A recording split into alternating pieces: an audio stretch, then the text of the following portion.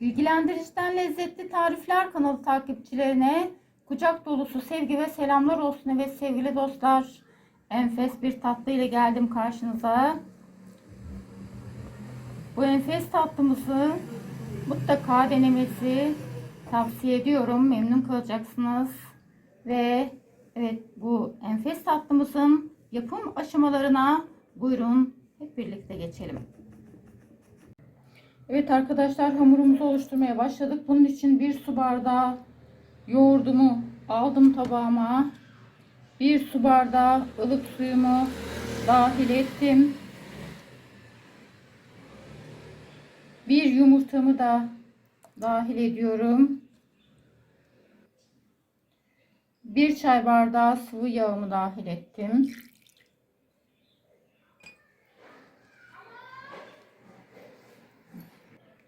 Bir çorba kaşığı oda ısısında erimiş tereyağımı da aldım. Ve 2 çorba kaşığı da sirkem var. Onu da dahil ettim. Evet, biraz şunları karıştıralım.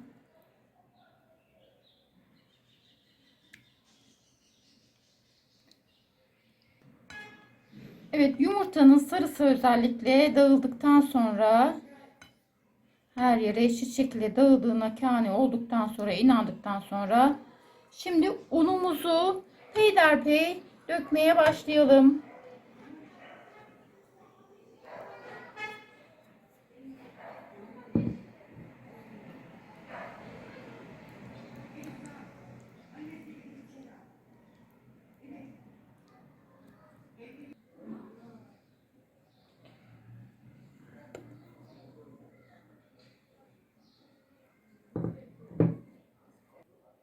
Evet, kaşığımızı artık çıkaralım.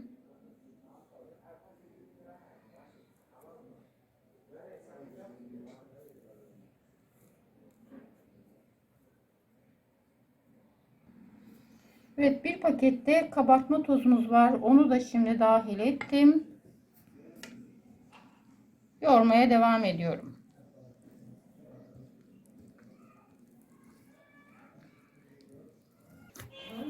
Evet, hamurumuzu iyice yoğurduk. Tam kıvamına geldi. Gördüğünüz gibi ele yapışmayan çok güzel ve yumuşacık hamurum oldu. Evet, tezgahıma çok az un serptim. Hamurumu üzerine aldım. Bu arada ben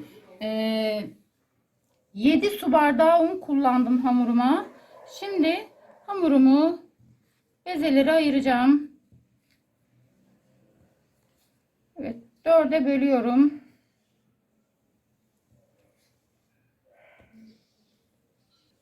Evet, 4 parçaya böldüm. Parçalarını şöyle kenara alalım. En pratiği şu şekilde yapabiliriz arkadaşlar.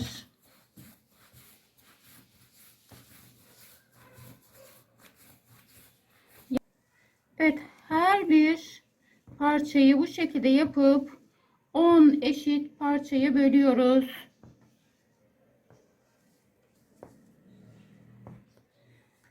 Eşitlenmediyse de eşitleyebilirsiniz.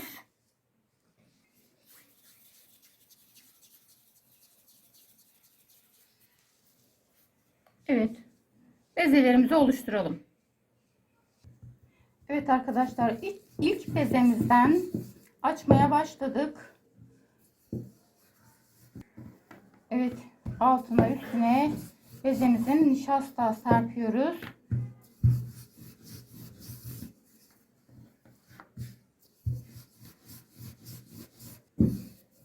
Evet, bir servis tabağı büyüklüğünde açıyoruz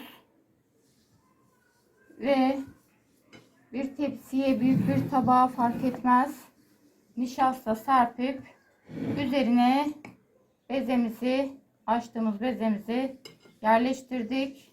Onun üstüne tekrar nişasta serpip diğer bezemizi açmaya başlıyoruz. Evet, ikinci bezemize başladık aynı şekilde nişastayla. açmaya.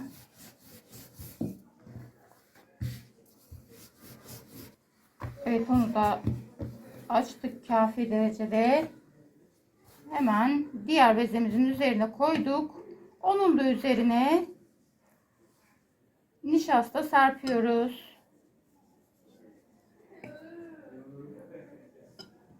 Evet arkadaşlar, üçüncü bezemizi de aynı şekilde açıyoruz. Tüm bezelerimize aynı işlemi uygulayalım arkadaşlar. Evet arkadaşlar, tamamını bitirdim. Temiz bir poşete geçirdim. 10 dakika dinlendireceğim. Evet arkadaşlar, dinlenme süresini doldurduk. Açmaya başladık. Arkasını çevire çevire açalım ki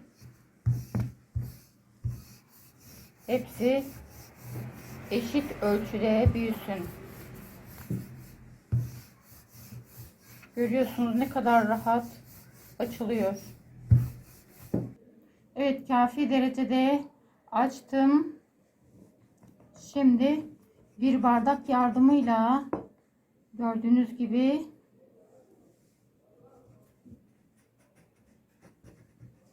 ihtiyacım olan parçaları elde etmeye başladım. Evet, kesme işlemini bitirdik. Şimdi ne yapıyoruz? Böyle aldım. İçerisine cevizini koydum. Tepsime yerleştiriyorum. Evet, bir daha aldım. İçine cevizini koydum, katladım. Bu kadar basit. Tepsime sıralıyorum. Tamamını bu şekilde yapacağız. Evet arkadaşlar, hepsini tepsime sıraladım. Şimdi 150 gram tereyağı erittim. Bir çay bardağı sıvı yağ da içerisine dahil ettim. Tatlımın üzerine dökmeye başladım. Dökelim. Evet, bu işleme başlamadan önce fırınımızı açalım 170 dereceye. Önceden ısıtılmış 170 derecede pişirmeye gönderiyoruz. Evet, hemen şerbetimizi de hazırlayalım. 3 su bardağı şekerimizi tabağımıza aldık. Evet, suyumuzu dahil ediyoruz. Evet, 2,5 su bardağı da su dahil ediyoruz. Ve şekerimizi bir miktar karıştıralım.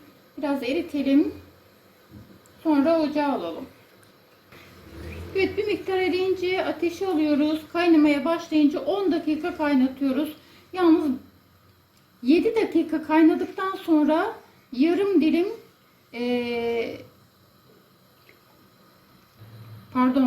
bir dilim limon dahil ediyoruz. 3 dakikada limonla kaynatıyoruz. Sonra ateşten alıyoruz. Evet arkadaşlar, fırından çıktı. Tatlımız sıcak, şerbeti ılık. Döküyorum hemen şerbetini. Evet. Muhteşem. Biber dudağımız çok nefis oldu. Evet arkadaşlar, şerbetin tamamını döktüm. Şimdi şerbetin çekmesini bekleyelim. Ve şerbetini çekti. Gördüğünüz gibi harika oldu. Mutlaka deneyin derim. Çıtır çıtır. Evet, üzerine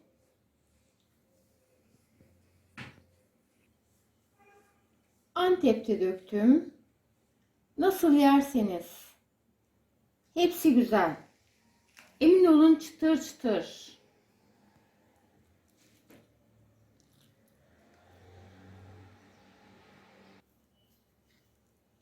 Evet.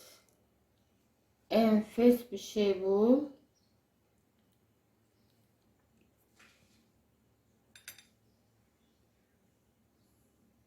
Gördüğünüz gibi ufalandı. Neden? Çıtırlığından. Muhteşem lezzet. Yapana yiyene sağlıklı afiyet olsun. Keyfiniz hep yerinde olsun.